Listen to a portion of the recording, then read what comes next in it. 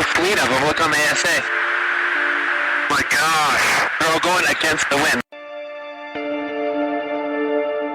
It was basically a cube with inside of a sphere where the points of the cube were touching the outside of the sphere.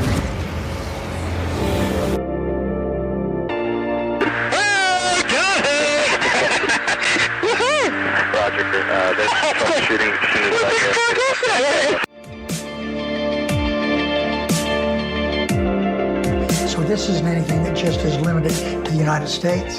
It's a worldwide phenomenon.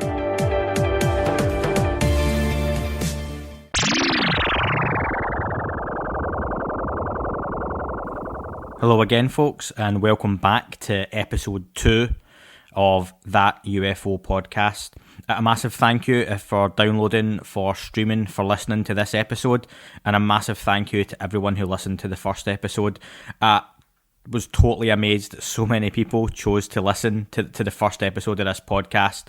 I got listeners from 5 different continents, more than 20 countries. The feedback's been amazing.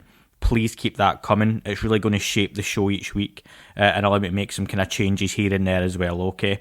Really, really appreciated. I want to get straight into the interview that we've got lined up with Sean Cahill for this episode. It follows on from last week's great chat with Gary Voorhees, who was the radar operator on board the USS Princeton. We're now going to hear about the same incident, that famous November 2004 Tic Tac UFO incident with the Princeton and the Nimitz from another perspective. And then with Sean, we're going to hear a little bit about the Unidentified TV series, what's coming up with that, a little bit on Lou Elizondo, his thoughts and feelings on working with a character like Lou, and even more about what's happened the last couple of weeks with the US government and the release of those 3 videos again, but formally acknowledging that these things exist. So after a short message from our friend of the show, Tessa Maurer of Paranormal Prowlers, we'll be straight into the interview. I just want to mention that I'll be on Paranormal Prowlers on the 18th of May, so please download that, where I'll be discussing my own thoughts and feelings on the UFO subject, which I've not quite done yet on this show, because I want to get the guests speaking before you kind of get to know me a bit more, but I'll be discussing some of my own UFO experience as well with Tessa on the 18th. So again, please download, please stream. Here's Tessa, and then when we come back, we'll be straight into the interview with Sean. Thanks.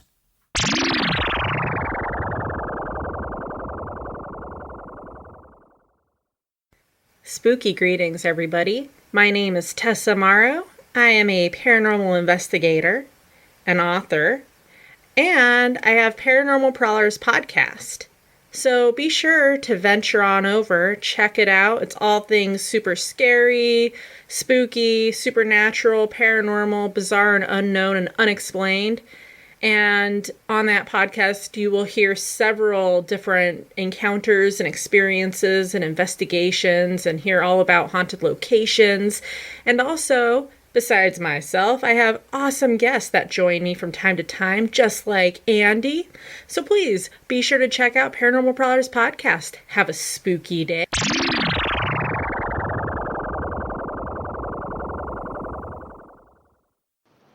So coming back from that message, we have our second ever guest on That UFO Podcast. Very kindly donating his time to us this evening. A man who almost needs, again, no introduction, much like last week, but we'll give him one anyway. It's Sean Cahill. Sean, how are you doing this evening? I'm doing really good, Andy. How are you? I am not bad. I say this evening, it's the afternoon, I believe, where you are. Yeah, it's a little earlier in the day. I'm in San Diego. San Diego, very nice. Well, I'm in the northeast of England, if you didn't know, which is considerably cooler, but the weather's nice. So, Sean, I think the timing's incredible for kind of starting this podcast up, and there's a lot to talk about. And it's shaped a little bit what I was going to talk about with you, because my plan was, following on from the chat with Gary Voorhees last week, a kind of straightforward discussion around the whole Nimitz Princeton encounters with the Tic Tac and kind of what's kind of happened since. But the last few weeks has been a huge spark in the UFO verse on Twitter, online, and the mainstream media, which is always good. So I've got a lot I want to talk about with that as well.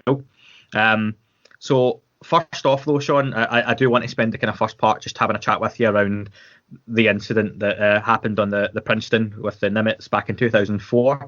You were a part of that, and you've got your own kind of unique story, which you've told so many times, but I never feel it gets any less interesting or impactful. So if you don't mind just kind of covering over what happened back in November 2004 from your perspective, what was your typical day supposed to look like, and then what ultimately happened that's kind of ended up changing your life, so to speak?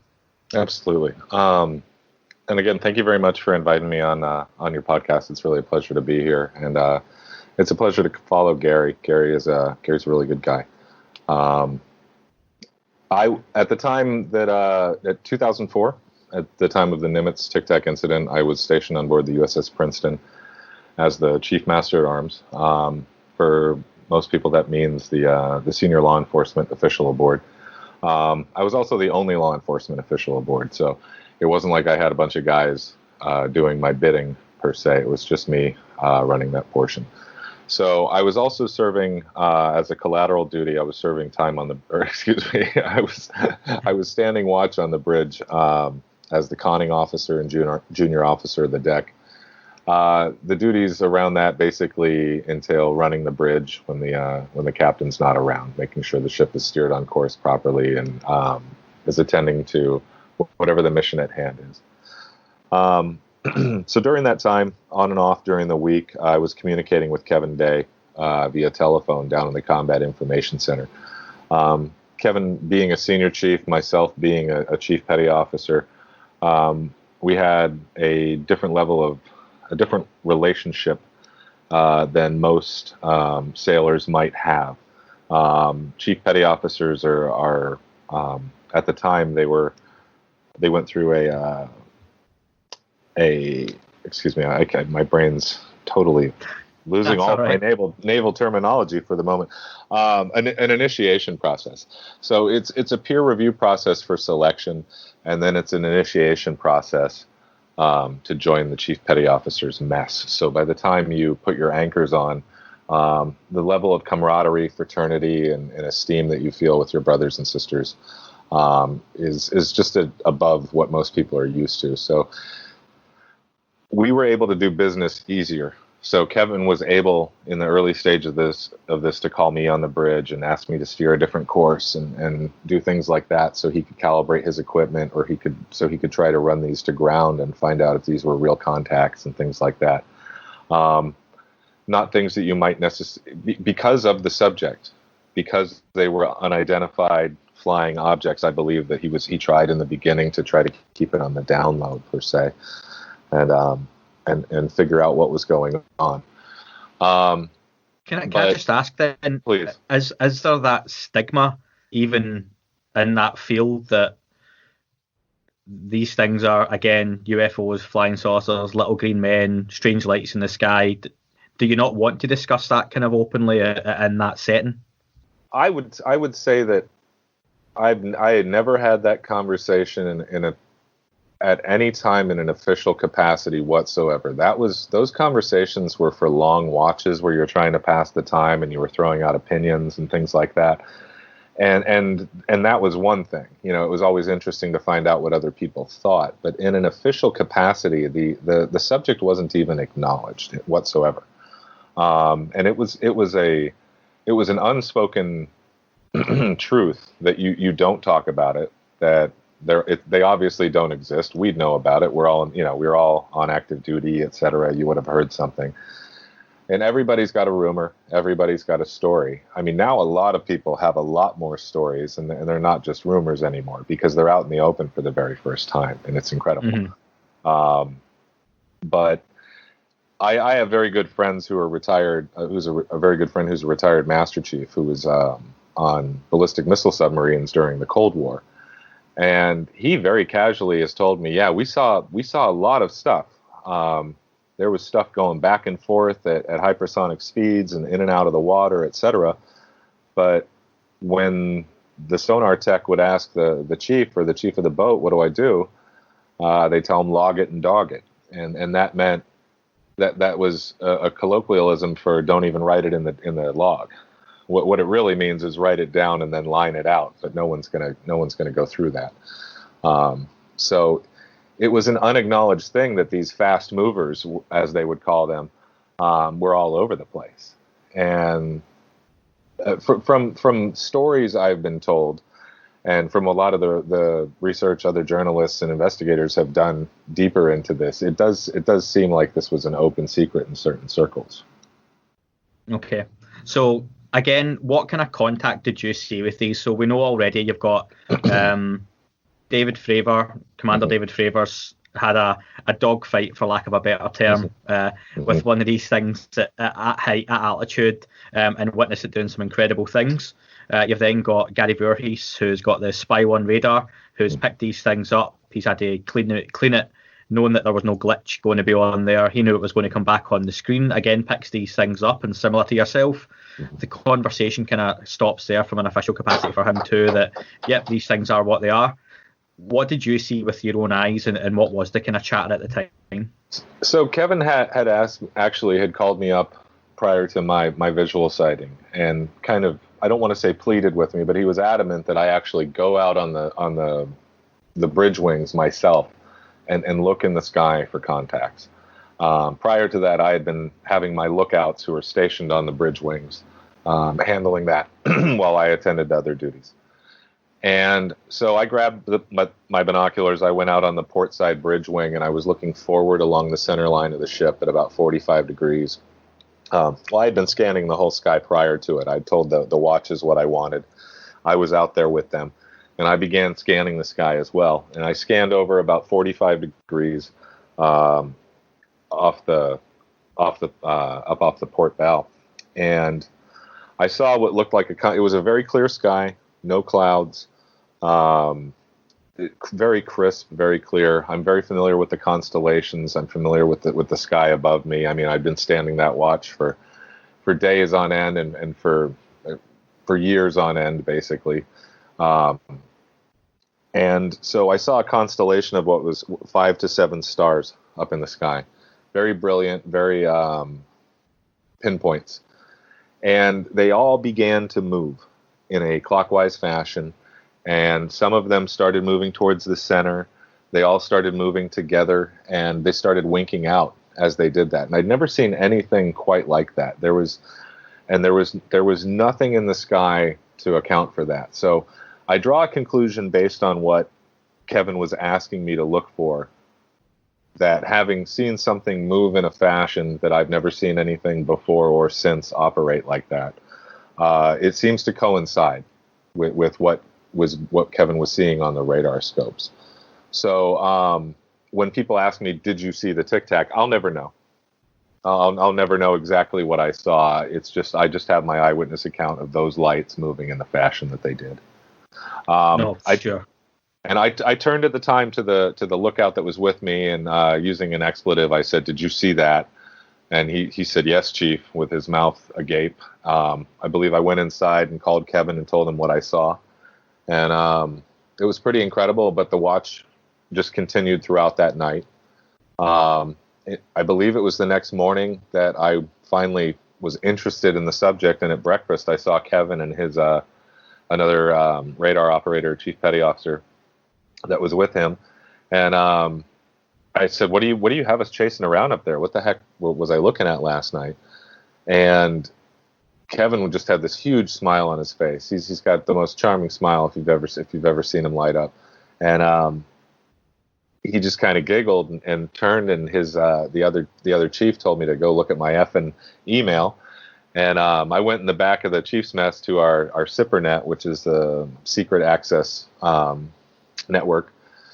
And I checked my email on there, and there was this very long string of communication between our operations officer and her running mate over on the Nimitz about these anomalous radar contacts that were popping in at very high altitudes of upwards of about 80,000 feet, and then in an instant translating down to about 5 feet above the water. And they were logically trying to work this out, whether it was we were seeing problems with the radar tracks alone, technical difficulties, flocks of birds, temperature inversions, different temperature and weather fronts encountering each other. they ran through everything they could, and they couldn't figure anything out. And then you can see a little bit of communication about them talking about sending the sorties out. And then finally, there's the gun camera footage. And I'd seen enough gun camera footage over the years. This was 2004. It was post height of the Gulf War, following 9/11. So everybody who was in the military was very familiar with this footage. I'd never seen anything like what I was looking at. It looked like I was watching one of those Tesla coils in the glass spheres that they used to sell, or that they sell, where you can touch the outside and it'll dance around. I thought I was witnessing one of those at first, because what I saw looked like electrical discharges. And then they changed the focus, or changed the mode of the FLIR pod, and you're looking at something that has absolutely none of that artifact surrounding it in the visible light. Or rather in the infrared. So it was just the most incredible thing I'd seen. There were no control surfaces on it. There was no engine exhaust. There was no proper heat plume. There was no rotor. There was no rotor wash. Nothing clicked except weird. Yeah, and I have to ask, so on that gun camera footage, and this is something that's in the last couple of weeks, and I suppose going back to December 2017 when the New York Times had that article and Two of the Stars came to prominence. Now we keep seeing these videos over and over again, and my major frustration is the length of the videos, and I get there's so many different reasons for that. So when you're saying you've saw that footage, what kind of length of footage did you see, and do you see anything that's different other than a moving target that you can talk about? Or do you see something that's a little bit more maybe exotic than what we've been released? Well, what I recall seeing, I actually remember the file name of it, because it was 10 November or no 14 November 04 COND with underscores, and the reason it was named that was because it was a condensed file. We've since seen a longer file. The one that I saw on that day was one that was sent over via the SIPRNet. It was condensed out from one that was about a minute and 13 seconds long that I saw later. I never saw anything that I would consider high definition. Okay. I'm not making any claims as to what anyone else has said, but I personally only saw one that was roughly a minute long, and then I first saw the condensed version.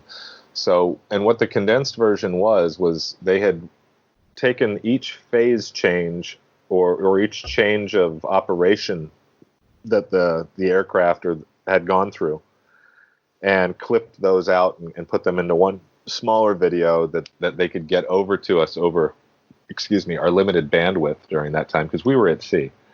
And a lot of people don't understand that you wait 45 minutes to download a 125 kilobyte, Word file sometimes, based on the bandwidth that you have out at sea. So later on, I did see one that was longer, but I never saw one that was high definition. Okay, and I think that's not to take away from how impressive any of the footage that's been released is. And I think more so when, as we'll come to discuss, the background and the types of bodies that are now authenticating the footage. But it's just, there's that desire to see that little bit more. My frustration with any piece of footage of a UAP, a UFO, lights in the sky, USOs, is I appreciate you're never really going to see the footage of something arriving, because the whole idea is someone has seen something and brings out a camera. Sure. But I always want to see it leave, because for me, that's where there might be some real wow, that this thing's gone off at incredible speed. Or I think that's where some bits on YouTube show themselves up to be fake, more than likely, because you kind of, it's hard to replicate that. And there's just something to, as you say, when you saw those lights in the sky that night or that day, that there's something to it that you can just tell it's real. There's like a feeling, and I think that's what you're just wanting to see, that last piece. Yeah, what I saw on the gun camera footage was exotic to me, and it fit no paradigm I understood about anything that should be flying. I trust the pilots that they understand the things in the 3D space that they're maneuvering in. It's really incredible that the situational awareness that they have. You know, the level of adrenaline and everything else, and their level of focus is almost zen-like. It has to be, because at any given time, if any of those pieces of the equation aren't being looked at, the whole thing falls apart, and this near supersonic aircraft is in the sea. You know. Yeah. And I think before we started recording, this is something we talked about the public, and particularly why here in the UK there isn't an appetite for this footage or this news or the subject in general. There's still like a very much a niche subject here in the UK, and when you talk about that kind of footage, it's incredible enough on its own, but the people like David Fravor, like yourself, like Gary Voorhees, like Kevin Day, and countless others who are now coming out, that's what you really have to look at and say, these are some of the most highly skilled people on the planet at what they do. And if someone's telling you that alongside their however many tens of thousands of dollars or millions of dollars fighter jet was a cube with a sphere inside of it, then these people saw that. That's not, you know, a mistake. And it's something I won't really touch on because I think he's getting a lot of press just now. But someone like Mick West, who is constantly trying to pass these things off as seagulls or reflections, or someone misidentifying something, that these are the most highly skilled of the highly skilled, you know. Mm-hmm. It's a very interesting cognitive dissonance that seems to be a part of this, almost as if everyone's subconscious either knows better that they don't want to deal with this at all and they're willing to push it away at any chance, or they embrace it.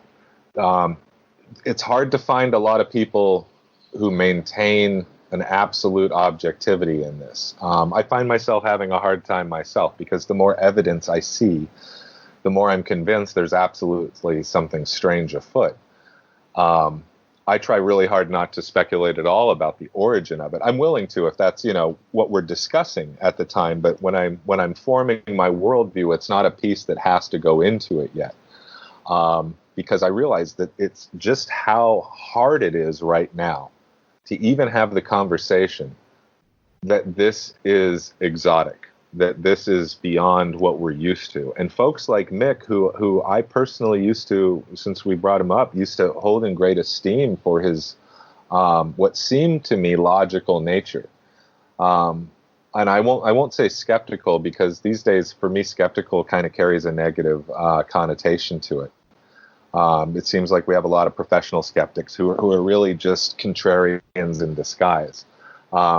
Unfortunately, it's hard to tell right now who is being contrarian to make a buck, who truly believes that all of these subject matter experts, highly trained individuals and trained observers, that they're all mistaken. I don't believe so.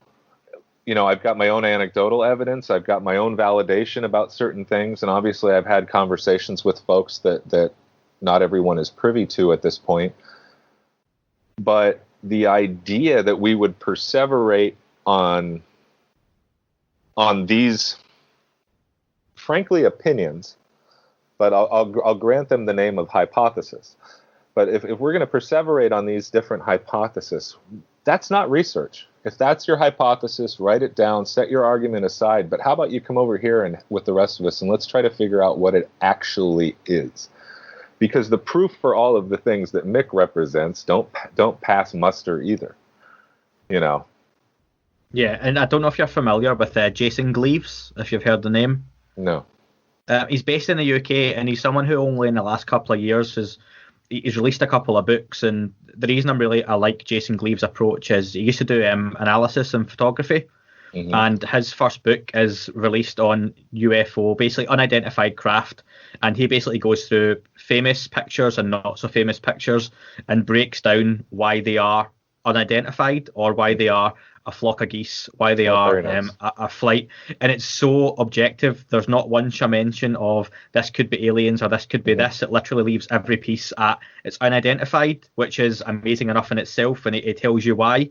Or he breaks it down to, this is more than likely this is more than likely this. And that's what I like, because whether these things are, and if you really want to go out there where it's Zeta Reticulan aliens from some faraway galaxy or solar system, whether these things are from this planet and are hidden, like, kind of Black Panther, that's Tom DeLonge's touched on ultra terrestrials and the concept, not that recently, and I'll ask you about that later on, to be honest. Sure. Which is interesting.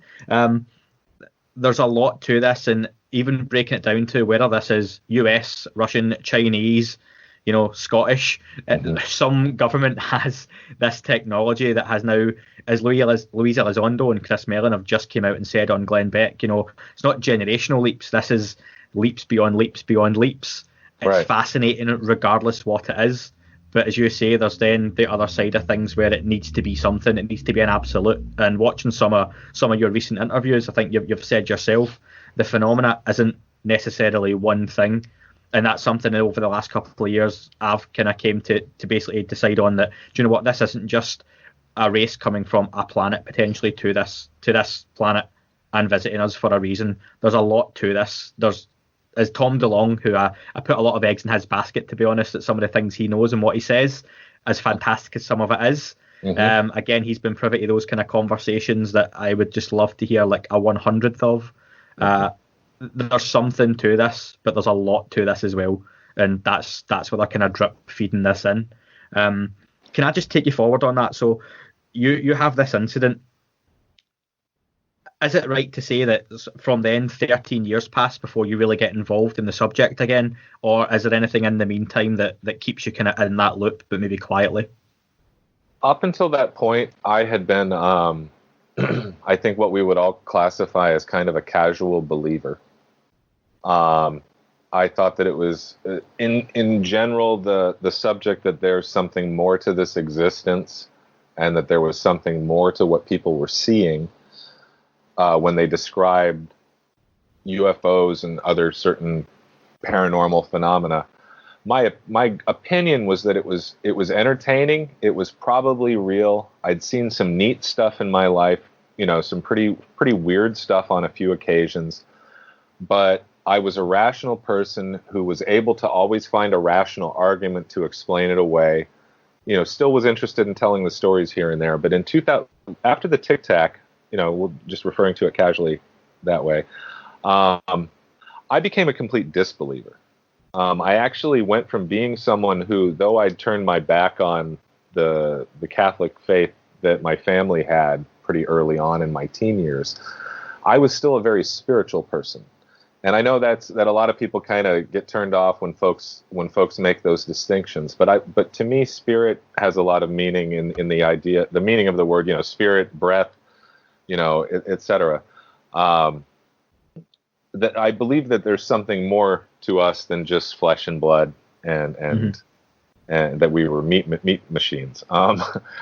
Yeah. So after that, though, the way that the chain of command on board the ship, the way that the captain reacted to it, the way that we briefed it at the intelligence briefing, the way that some of my my colleagues treated the subject later on,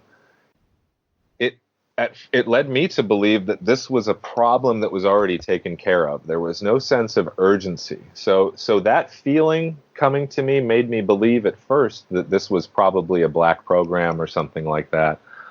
We had a very senior captain. The weapons platform that we were on is an Aegis missile cruiser that carries Tomahawk land attack missiles, etc. And we had a full bird captain and a senior one at that who'd been around the block. And so his reaction and the way it trickled down to me, who I thought at the time that I pretty much saw most things going on board the ship, but obviously not at this level. They just blew it off. They made light of it at the briefing, and we never spoke of it again. So I just assumed based on that it was us, and I that hardened me. I put my spiritual growth in the ground after that. I became, if not at times agnostic, sometimes even that angry atheist we've all bumped into who wants to explain to everyone their logic. I'd been that guy before too. I actually had to go back. I realized that I had posted on Above Top Secret after that, being very critical of certain people who were researching things like orbs or different lights that at the time I was completely convinced as a forensic investigator that these were all affectations of digital photo technology, etc. You know, I was so entrenched in my logical scientific beliefs that I wouldn't let go to, that I refused to look at the phenomenon at all up until shortly before. I didn't really start considering, for lack of a better word, the paranormal to include UAPs again until Lou came along. And we got the mics off, and I literally kind of pulled him aside and kind of was like, is this crap for real? Like, I needed to look him in the eye and ask him that question. And it was pretty apparent to me, and it has been since we've become good friends, that this is obviously a very real phenomenon. But I was convinced that it was not. It hardened me. And so I was luckily open-minded when I met Lou, because I had started meditating and teaching meditation a couple of years before. So I'd come a long way on my own inner journey, and I'd experienced some really interesting things in that aspect as well, that then tied in later on with what I've learned in the last couple of years. Okay, so awesome. You say that then Lou comes into your life, so fast forward to Unidentified, a series that's one of those things I think for a lot of people a couple of years ago, before 2017, you would have never thought something like that would have been out on the mainstream TV. And for all, we've got things like Ancient Aliens, which are an entertaining watch. It's got a far more realistic and serious base to it. Which was fantastic. I thought the whole presentation of the show was incredible. Obviously, yourself getting involved in it, and some of the people that came out and spoke were fantastic and really lent a lot of credence to what was being talked about on the show. And Luis Elizondo, I could listen to talk for days on end. So yeah, that's someone Absolutely. Who, if I had, your famous table where you can invite 3 guests from all time to sit down and have a chat with you, the last year Luis Elizondo has earned a place at my table. So yeah, so Unidentified, can you tell me a little bit about the experience on the show, kind of how you became to get involved, how you felt on the show, how it kind of developed, and we'll go from there. Well, on the day that the New York Times article came out, a good friend of mine, who was a Master Chief in the Navy, actually sent me a link to the article in a text. I was out on my deck meditating when my phone went off, and he said, hey, the New York Times is talking about that story you told us all about when you came back from your workups in 2004.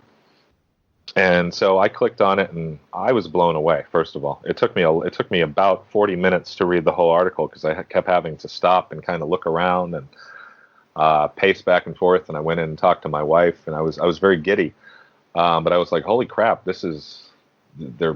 talking about 2004. They're talking about that thing we saw. And so once I came down from that amazing feeling of in all of those years, this has finally come back, and this is real. And I don't have to wonder anymore. I don't have to wonder if my memories were right, because I really didn't believe that kind of thing. And then to find out that the government took it very seriously. And all of the things that we've learned since, all of the things that we've been able to infer since, a lot of it came cascading down. And so did you feel like totally vindicated at that point, that even through that kind of angry journey and kind of rejecting certain things and your ideologies changing, that, do you know what, yeah, I was right in what I saw and it did happen, and did that just flick a switch for you? Well, yeah, it really started a process for me of opening my heart back up. That's really the only way to put it, because I had closed myself off to so much, that carried, I don't want to say carried emotional stigma. I wasn't really afraid of emotion, or that carried emotional pieces to it. I don't want it to say that I was afraid of emotionality, But I'd cut out anything that I couldn't be sure of. I really was trying to manage my expectations. And so things like the paranormal, you can't have expectations with it. So I'd cut spirituality, paranormality out of my life completely. So it really did, it opened me back up. It started a process for me that's still ongoing, but to become more open-minded and more open to other people and other ideas. Okay, so on the show itself, you're there with Lou, and you get more involved, and you go and visit some kind of key locations, and you end up out in the water. And I think Lou Elizondo, I've said before, if he had a slogan, it would be, follow the data, look at the data, and he just loves that, and he's trying to tell you something that he can't tell you, but he really wants to. As if he's saying there's a lot there that you could be looking at, and I love that with him. It's so annoying, but it's his thing. There seemed to be so much of the show focused around water, out at water, certain points, and is that something that's very deliberate that you knew at the time? Well, I do know that in the case of the Tic Tac incident, obviously it was specific to the locale. But yeah, in general, there does seem to be a lot of contact that occurs in and around bodies of water. There's a lot of reasons for that. The simplest reason when we're dealing with, or I won't say there are, that I know the reasons. But what I mean by that is the simplest reason is that the water, or the Earth, is 2/3 plus covered with water. And the great majority of that, humans aren't present. We're just not, we only sail in very specific shipping lanes. Even our military ships have no reason to go in just insanely large swaths of the Pacific Ocean. And the Atlantic as well, and other portions of the world. So when you couple that with the fact that our aircraft fly in relatively similar patterns, with the exception of active satellite data, there are very large portions of our planet that we're just not there. We're just not watching them. We're just not monitoring them. So it would make sense that if something were moving around within our atmosphere and on Earth, for lack of a better term, that fits the profile of these things, that they would operate within those pockets those huge pockets where we're not operating.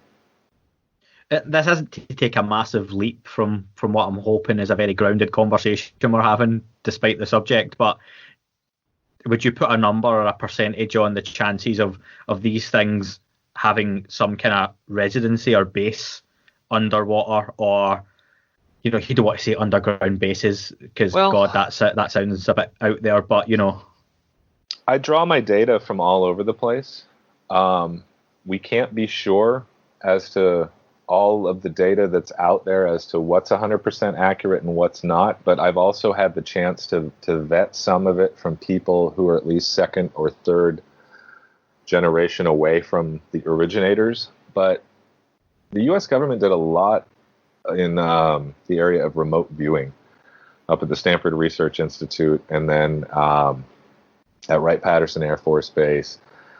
And those programs, some of the early successes in those programs have been declassified. And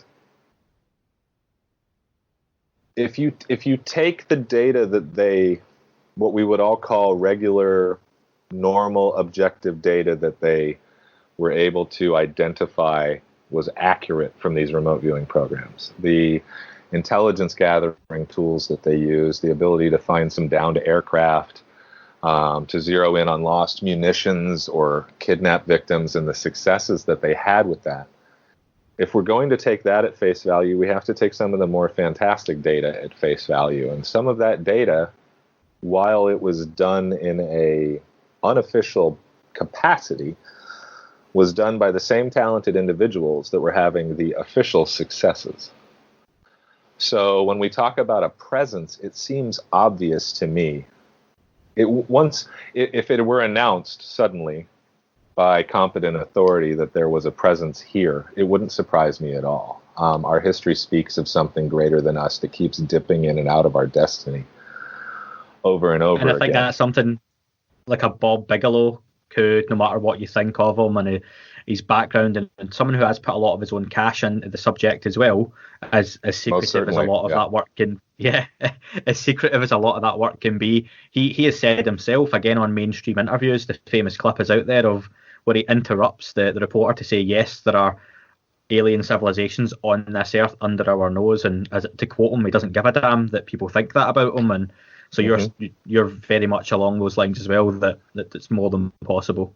Well, I hesitate to say this based on people taking quotes out of context, but I'm not worried about using the word alien, because if you've never seen a chimpanzee before, if someone presented one to you, it would seem alien to you, when in fact it's your cousin.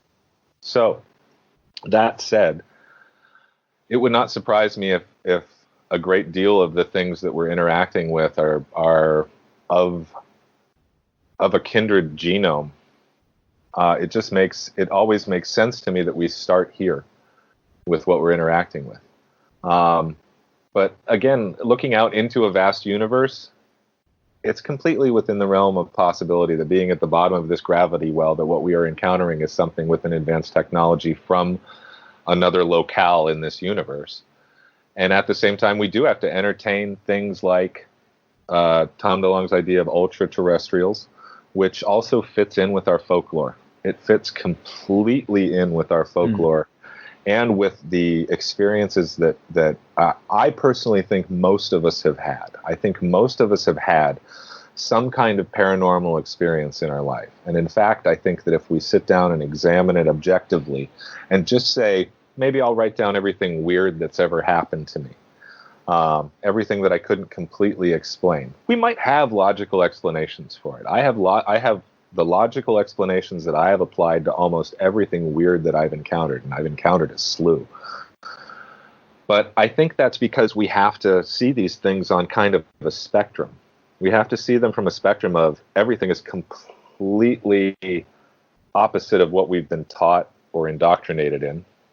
I don't like using that word, but we have a shared reality that's based on the societal interactions we have. You and I speak the same language, regardless of any jokes anyone might want to make about our differing accents. We're able to communicate effectively with each other. You know, we have very similar cultures with very few main differences, you know, and we're on other sides of the world. So we are indoctrinated in our beliefs to a great extent. And at this point, we as a culture, whether via massaging by some other greater entity or influence, have decided that these things don't exist anymore, when for most of our history these things were a part of it.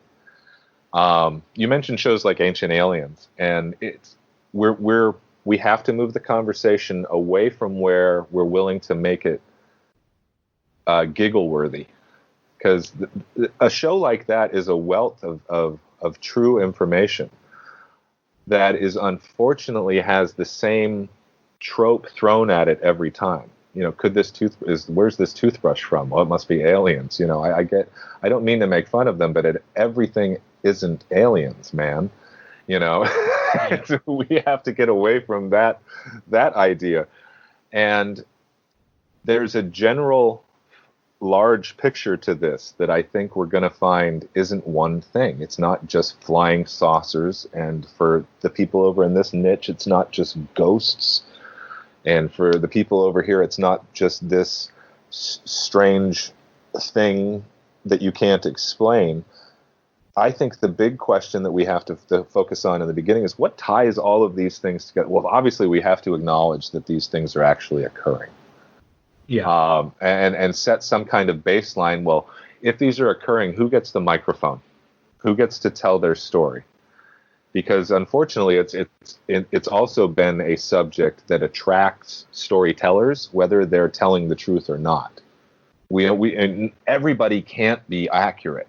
So somebody in the mix is lying somewhere. I don't want to call anybody out, but somebody is not representing either that, or there's just so many different visitors, and you know what I mean? And yeah, and it's interesting, your turn of phrase there was who's holding the microphone at the moment, and someone who does have a bit of a microphone and is relatively new to the party, so to speak, in the public eye, is Brandon Fugel.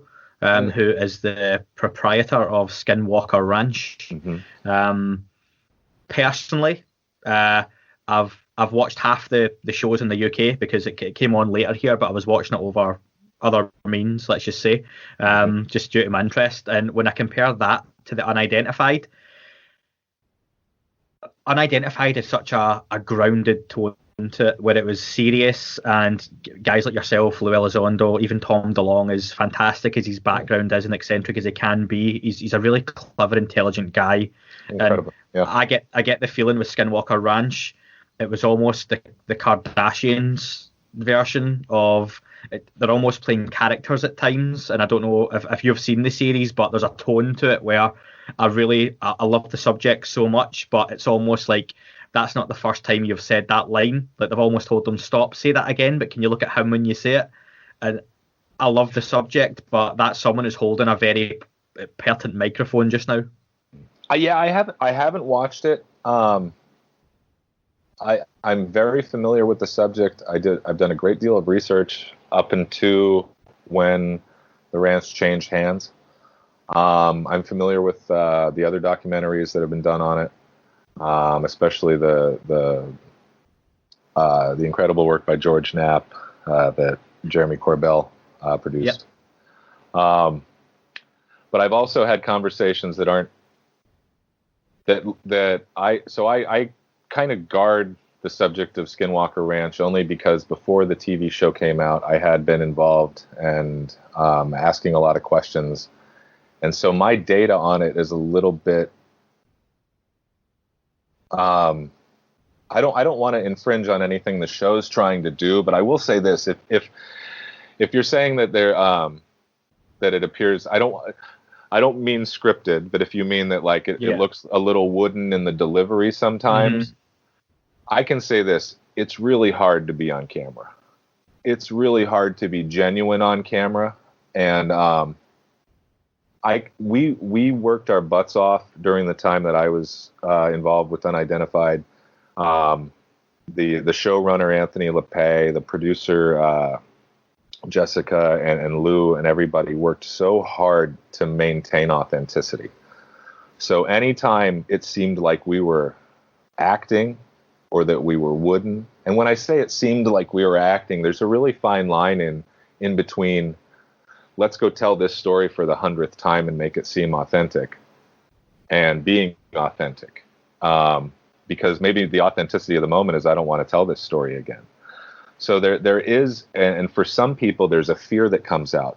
As soon as the camera comes on, there's an awareness and a lockup, and it can be very wooden. It can feel really personal. So I don't begrudge those folks having to go from doing really adrenaline-laden work, and then to turn around and knowing that there's going to be a lot of ridicule that comes with it. Mm-hmm. And then kind of locking up and having to have someone possibly tell them off camera, all right, talk about what you saw, express yourself, because it's tough. It's a form of therapy, especially in this realm. When you get experiencers and investigators who have experienced things in front of the camera, there's a form of therapy going on. You're telling the most fantastic tales to people, and you're just begging they don't laugh at you, know. So what's going on out there at the ranch is incredible, and what seems to have been going on out there at the ranch for generations, for lack of a better word, is incredible. And I think that Skinwalker Ranch as a subject and what Brandon Fugel and his team have been doing out there, because I have been following the news, although I haven't watched the show yet, is really important because they're incredibly brave. They're really pioneers in saying, look, this is real.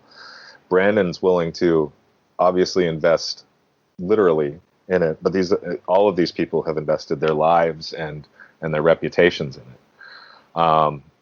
And they're trying to help the rest of us understand what the greater phenomenon at hand. So I think it's real. Their story is really important. So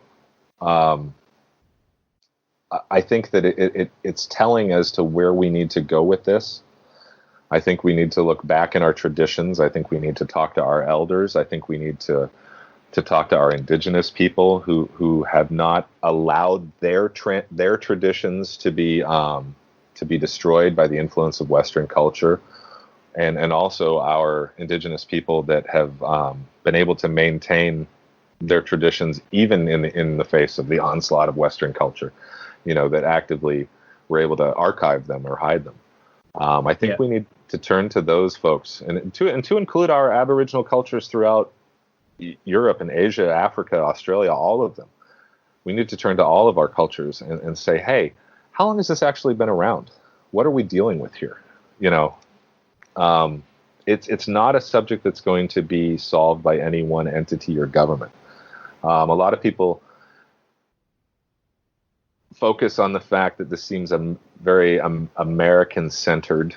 I remind folks a lot of times that's Roswell occurred in the United States, as well as many other major events, and the size of our military lends to a lot of times the world looking to the U.S. for answers in this realm. But any government in the world at any time could put a capital D on disclosure and say, this is what we have encountered, this is what we believe, etc. And no one has yet. Granted, we're expecting in the next couple of days some pretty interesting videos from Argentina. Italy has shared a lot with Lou on the show, and I know that there's other really interesting things to come for season 2. But any government could disclose what's going on. It can't possibly just be the United States of America that has the splash line title for tomorrow's newspaper on this. Yeah, and I think that's always the thing in the movie. I love Independence Day, but everything happens around the US and the White House and New York, and it's always those kind of areas, isn't it? And then, I don't know if you ever saw a film like District 9.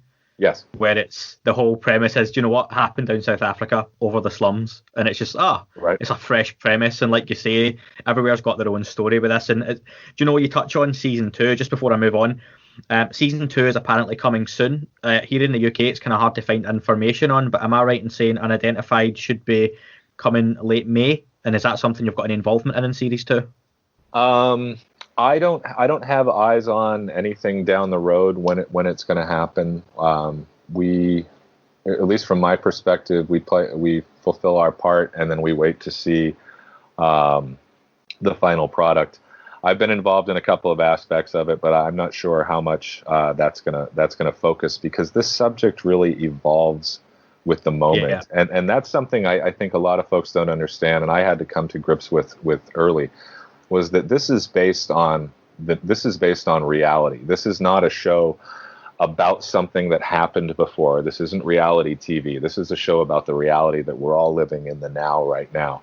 And so the news cycle, how people react to this, announcements from the Pentagon, resistance from certain areas, all of these things play into what's going to be featured and what's more important. It's unfortunate, but we can't do a 25-part season. That's not how television works, unfortunately. And I think we all know that those stories and that information is guarded until it's able to be disseminated via television. It's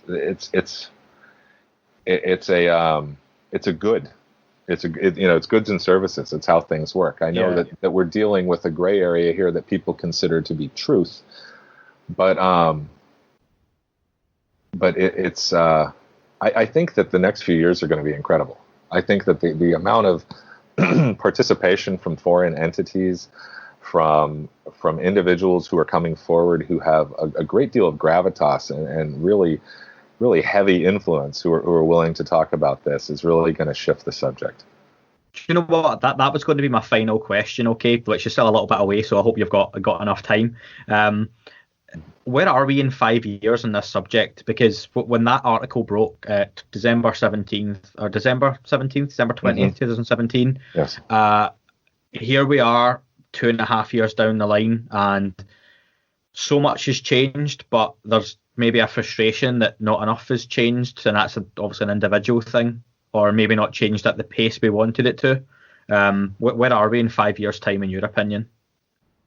I think that we're going to be in a place down the road that we won't recognize in regards to this subject. I really do think that it's on the verge of cracking open. What we've seen just in the last few weeks with the coverage in the mainstream media, I'm seeing less jokes every time it comes up. People still have to pad it for their safety. They still have to throw that joke out there.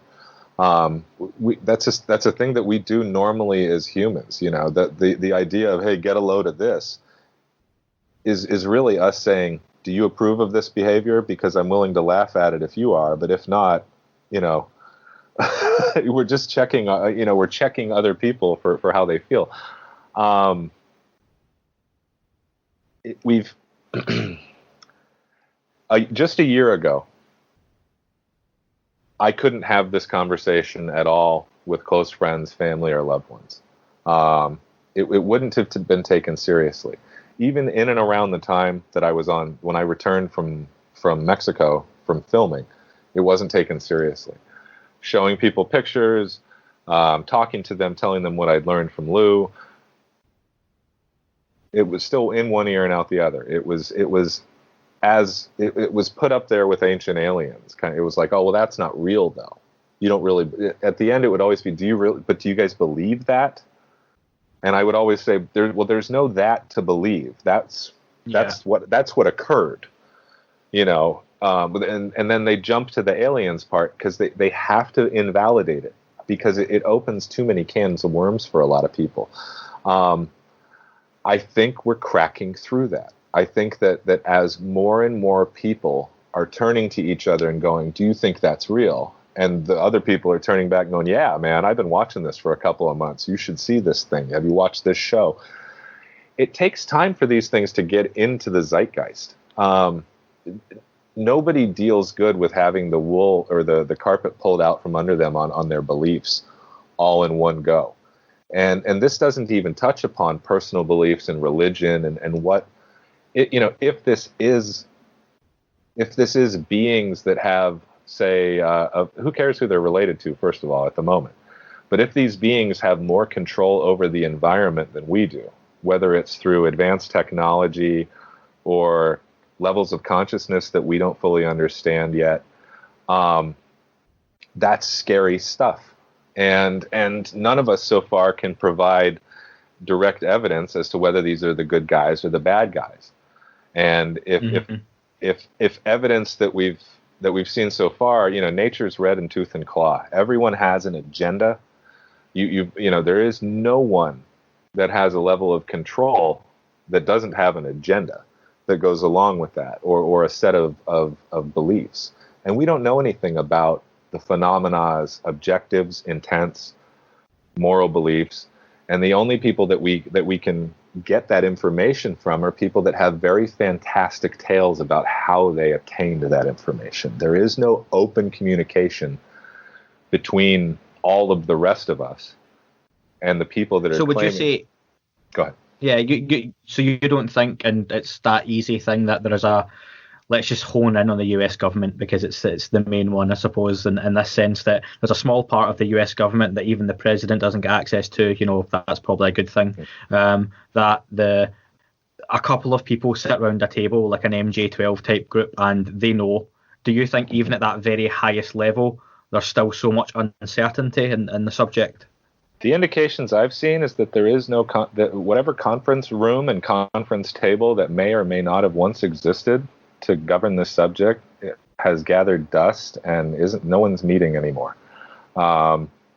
This seems like almost like an artifact that not necessarily an artifact that was stumbled upon, but this seems like a bus that didn't have a driver, I think. Mm-hmm. And I think that there's some people who wish that the bus still had no driver or that they were driving and they're resisting this, but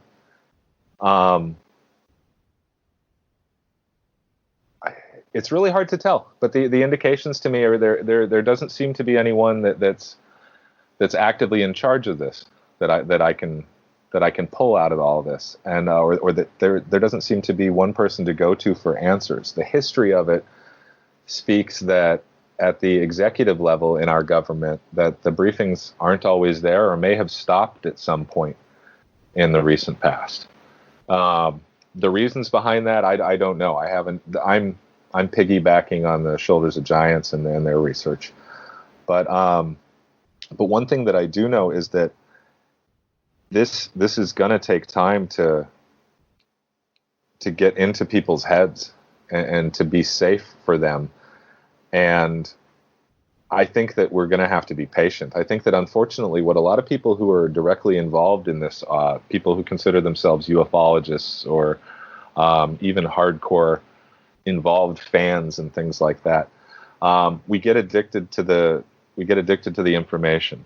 Every time something new happens, that dopamine hits, and we're really ready for something that we can sink our teeth into. And I think that's coming, because I think that for that to happen, a lot of us have to change the way that we think, because unfortunately we're not ready to have open minds and see this for what it is. We're only ready to see it.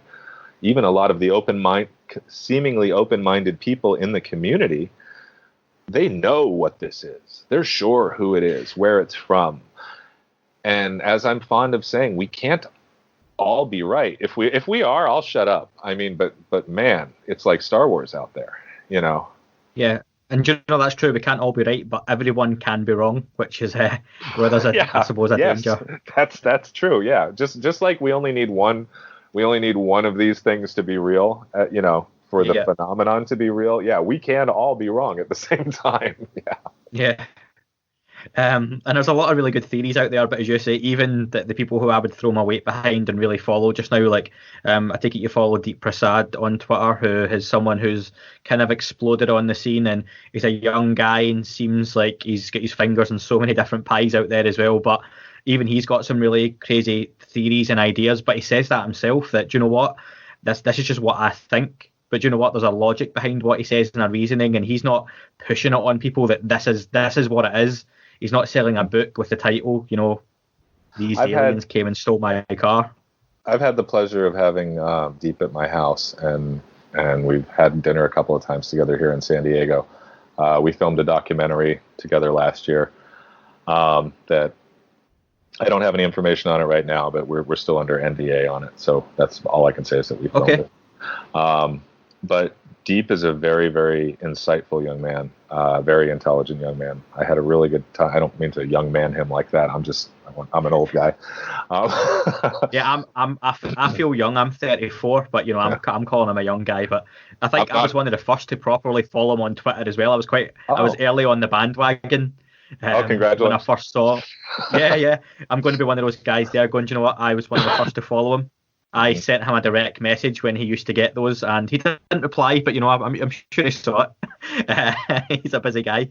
I have a really hard time keeping up with my DMs. I've opened conversations with a lot of people, and it's at a point now where I'll pop in there with 75 of them in my box, and triage is ugly sometimes. I don't blame you either. Like, can I just ask something? So you mentioned before about things gathering pace, and the subject may be on the verge of cracking in a really positive way. Something you've thrown your weight behind. It's online the last couple of days. Tell us a little bit about the Unidentified outreach letter writing program, and that's something I've just learned as well. It actually extends to other countries and not just the US. So tell us a little bit about that. So the unidentified.net has as you said, the outreach program. That this portion of it is being led by a gentleman named Taras Matla. He's a museum curator or director from the East Coast to the U.S. I can't remember which museum or which university he's with at the moment. But he wrote an incredible letter that people can use as a template and can be changed a little bit, depending upon what country or what your parliament or what your Congress might look like. But what this does is really gives our lawmakers an understanding of how seriously their constituents take this subject. But I also think that something that it's going to do is it's going to give them a confidence to start asking these questions in public and asking these questions with louder voices. And because it's going to tell them that their constituents are behind them, and that regardless of some of the people that might be in the gallery where they are, or some of their colleagues, whether they may not take it seriously, or whether they may have vested interests that are contrary to everyone understanding what's going on, we recognize that this is a real phenomenon now. Tom DeLonge and TTSA and the hard work of the folks, a lot of other folks, have made it obvious that this is real. Whatever this is real. It's been being studied for 70 years, at least by the United States government, obviously also by other foreign governments and militaries. And it's time for us to have this conversation. It's time for us to finally say, what is this? And there are so many aspects to it, but I think that if we can get the voices that we have in our capitals and in our lawmaking services to understand that this is serious, we don't have time to laugh about it anymore, and to give them the confidence to stand up and speak, then they're going to be able to represent us in the way that we need them to. Awesome. And that's something I'll put the link on as well on the bio for everyone to get involved in, because like you've said, and like people like Elizondo have said, it's really pushing the conversation forward, and you can see that conversation is happening. I've got a few more questions, and then I want to kind of finish off with a bit of a quick fire kind of word association with you, if you don't mind. You bet. For you, Sean, what's the most underplayed or under-discussed part of the whole phenomena for you? Is there any one thing? For me, it's the it's the solid history, the fact that we don't have to keep going back to baseline every time there's a new news clip about this or something else. The foundation behind this is very solid, and I think that we need to stop trying to win arguments in regards to this. We need to approach it with confidence and say that the foundation is there. Awesome. Okay, Sean, I had a couple of questions sent in for you from listener based in Wales as well. The Signal, very active on UFO Twitter. He's a good friend online. So awesome. Yeah, really nice. It sent me over some cracking links recently as well. Probably going to be a hard first question. Yeah. So, do you know what? The first one I thought, that seems a bit of a silly question. And then I read it a few times and I was like, actually, no, I want to know the answer to this. So, what goes into designating an object unidentified? Oh. Well, I think that the first thing we have to ask ourselves is who's the one that's putting that moniker on it. But from my standpoint, if someone sent me evidence that they wanted me to look at, and I deemed it worth my time and began looking at it, what determines that something is unidentified is very simple. I know that I'm building up to it, but if you cannot determine with assurance what the object is unidentified. And it literally means that we don't know what it is. So the process that goes into it is as simple as looking at it, is using your visual system, your own visual system first, and then going from there and digging deeper and deeper. But at some points, a blurry picture of a light at night provides no evidentiary value. We need context, we need background, we need a lot of other information. So identifying something is a matter of context, sometimes in the moment, and then it's a matter of context of the evidence. So it's kind of open-ended. You've answered that question better than most politicians have answered questions in the UK that are on the news daily just now. So well done.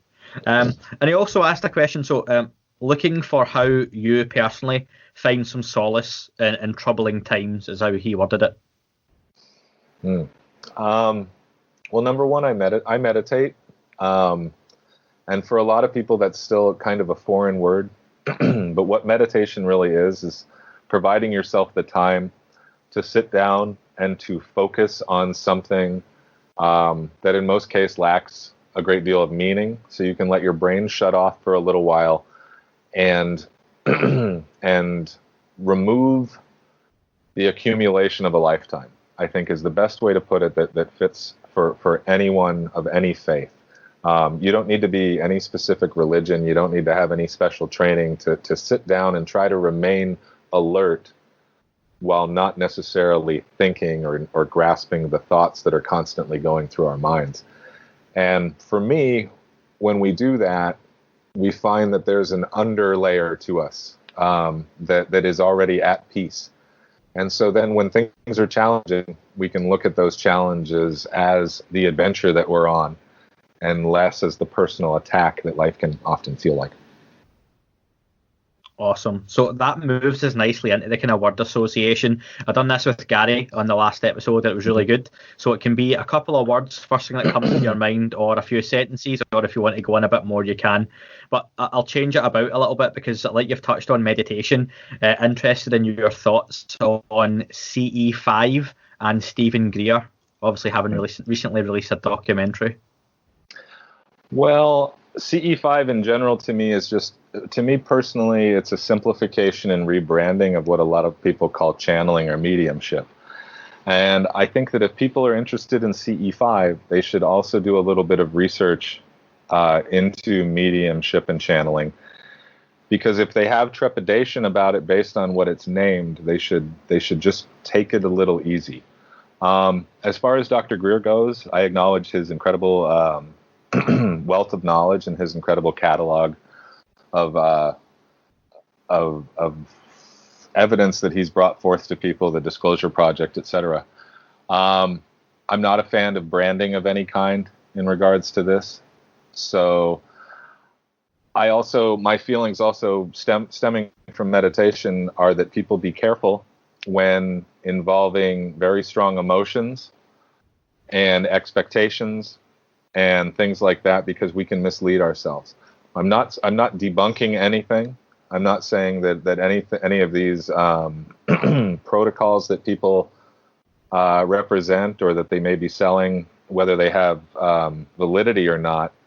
I'm just saying that I think people need to be their own advocates, and if they just need to be careful. Be careful of personalities leading your spiritual journey rather than your own heart. So on the scale of the unidentified to ancient aliens, you would say that falls more towards the ancient aliens side of things? Well, I don't have evidentiary efficacy for the claims that are being made. So I have to place it more underneath a umbrella of entertainment until I see that. Now I know that there's people that will say, well, you haven't, the data is here, the data is there, and it may be, and my investigation hasn't led me to a point where I have really tried to put any kind of weight behind CE5. I've had my own personal experience with it, and frankly, that's what leads me to tell people to be careful. I know that people will say that there's a lot of people out there that like to immediately say, well, that's all you. There's no bad guys out there. There's nothing negative to this whatsoever. And I personally cannot believe that all agendas out there have my best interest at heart, because if there's more than one, that's impossible. Yeah. So I'm not in the game of following agendas. I like to make my own distinctions. I intend to Lou and I intend to work together in the future. We have other projects that we're working on together, and he knows that the number one important thing to me is authenticity. I don't want any BS in this. I do like to speculate for fun, but I'll be darned if I claim to know what any of these things are. So that authenticity piece is real important to me. Awesome. So I'll get a few more word associations if you don't mind. Tom DeLonge? Genius. Fan of his music as well?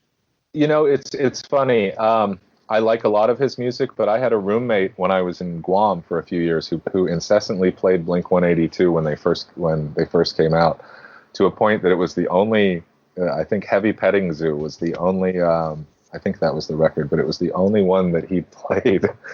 And so it took me a long time to get back to it. But yeah, I do like Tom's music. And Angels and Airwaves. It's funny. Yeah. He's had some really good stuff. It's funny how these things come full circle there. What about Christopher Mellon? Gravitas is the word that I think stands behind Chris Mellon. For people who don't know who Chris Mellon is, the positions he's held, and his family, etc. The idea that he has taken such a serious interest in this, especially given the assumptions of what Mr. Mellon's been briefed on, it blows me away. You know, if Chris and Lou together on TV is almost an unstoppable force. Chris Mellon is one of those people that I get a little tongue-tied when the subject of him comes up. Actually, to be honest with you, a lot of the team at TTSA gets me a little tongue-tied, and I'm not a fanboy. I've looked into their pedigrees, and these people made a lot of phone calls to each other before any of this stuff happened, and before they said, let's risk our reputations to take this forward. So yeah, I'm blown away. I think earlier when we talked about the weight behind the evidence, that's Chris Mellon's name jumps out at what he's done and the levels, like you say, and those assumptive briefings you talked about, the things this man's been privy to and must know, and is incredible. Bob Lazar. You know, as I don't have any personal views on Bob, but I feel that Bob always has seemed to have a little bit of an aura around him that makes me nervous because of the way he was treated when he first appeared. Now, given the time that's since when Bob first spoke up and we first learned of him years ago to now, we've also learned that to an extent that there's been a certain acknowledgement of disinformation that occurred. There's been a certain acknowledgement that certain secrets were being kept. So we know that those secrets existed now. So we have to take the things that were said about Bob Lazar with a grain of salt. And we also have to give credence to the fact that Bob's back. And Bob's got a lot of the same names are standing right behind him. And if they're not right behind him and in the credits, they're off to the side, giving the thumbs up and saying, yeah, do this thing.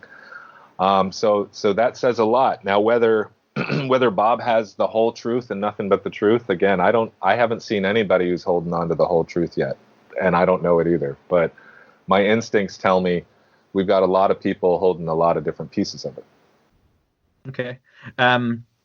A phrase that has changed in definition a lot, even in recent weeks rather than recent decades, but extraterrestrial. I think that we need to loosen up on a lot of our definitions. Extraterrestrial, extra, more, terrestrial, Earth. I think, in even the word alien, etc. Whatever this is, I don't think it's your neighbor. I don't think he's going down to the top secret facility in the morning and zipping off in his spaceships and doing these things.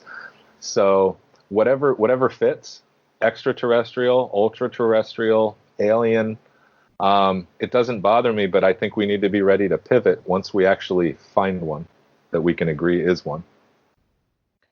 Hopefully alive. Again, consciousness. Fundamental.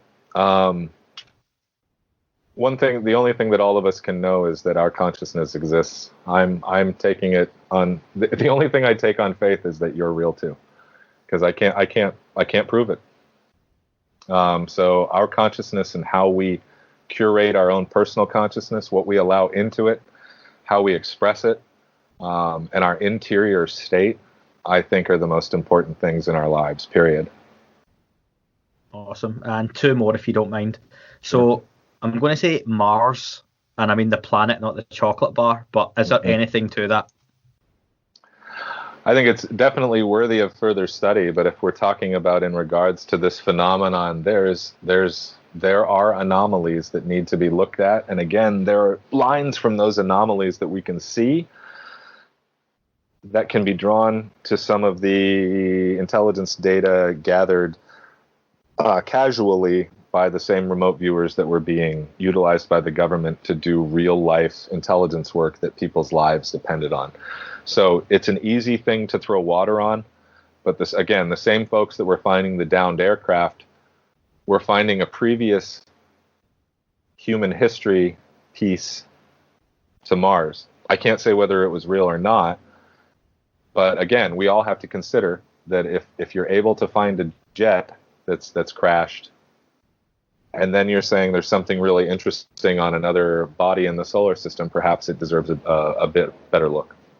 Absolutely. And I wanted to say earlier, remote viewing is a topic that fascinates me. And again, I'd love to speak to you again more in future, but that's something I'd love to have someone on who has had experiences of remote viewing like that in one of the early episodes. And the last one, because for me this is a really under-discussed topic and something I would love to see come to prominence and times coming up, but the Phoenix Lights incident, famously from 1994. Have you got any thoughts on that? You know, it's there. A lot of people have very strong beliefs and emotions around the Phoenix Lights, so it's become one of the incidents that unfortunately I haven't formed a very solid opinion on. I've talked to some people who I consider to be very very worthy of providing an opinion for me in the interim, and they believe that it was something unusual. That it wasn't military flares or simple aircraft in line or birds or anything like that. But I don't have that. I don't have a personal level of knowledge on the incident that I could say one way or the other. Okay, Sean. Really appreciate your time coming on the second ever episode of That UFO Podcast. Again, if anyone wants to get in touch with Sean on Twitter, he is very accessible. Don't annoy his DMs. He's got enough of those to go through, it sounds like. It's at Minty Hyperspace. He's got his own website, I believe www.mintyhyperspace.com. There's a lot of really interesting articles, videos on there, really recent interviews too. Sean's an incredibly fascinating guy with a lot of interest, I'm sure you'll find on there. Any last words you want to say before you head off, Sean? I just want to thank you for having me on your podcast, Andy. I think that your intent to spread the word and to help people learn more about this and make their own decisions in an objective fashion is really admirable. And it's been a great pleasure to be on your podcast. Thank you. Thank you, Sean. Trust me, the pleasure was all mine. Okay, thanks, Sean. Take care. That is all for this week's show. Thank you very much for listening. Please remember to leave the podcast a review on your chosen platform. You can like, retweet and subscribe. That would all be very much appreciated. The shows are being uploaded onto YouTube as we speak more and more. You can sign up at patreon.com/That UFO Podcast to access the shows ad-free as well. Please get in touch on Twitter, Facebook, Instagram, That UFO Podcast. Of course, on Twitter, it's at UFO UAPAM. And again, folks, as always, keep looking up. You never know what you might see.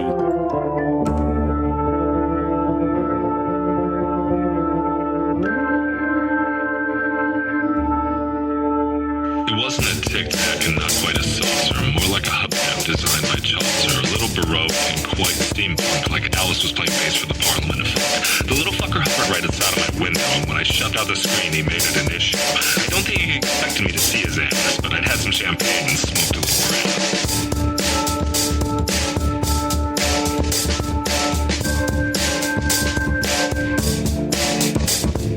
Meditative gamma state full on meta. I can't imagine how it could have been any better. I got to the top of the stairs and there he was. Like, you awake? I was about to abduct you, cuz.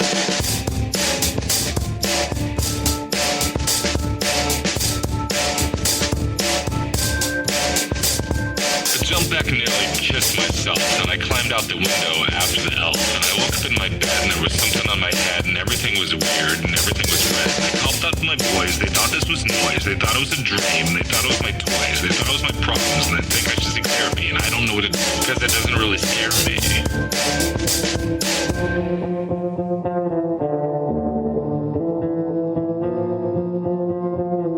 If you really want to know who I think they be, I think it's you and me and us and we and him and her and that and she and that thing over there and what's that, Jay?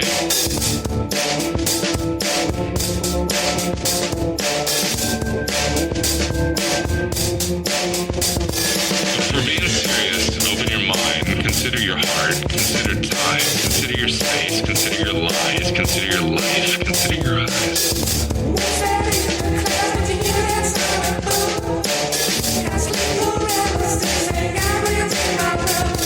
It wasn't a tic-tac and not quite a saucer. What's that in the class between that sun and moon?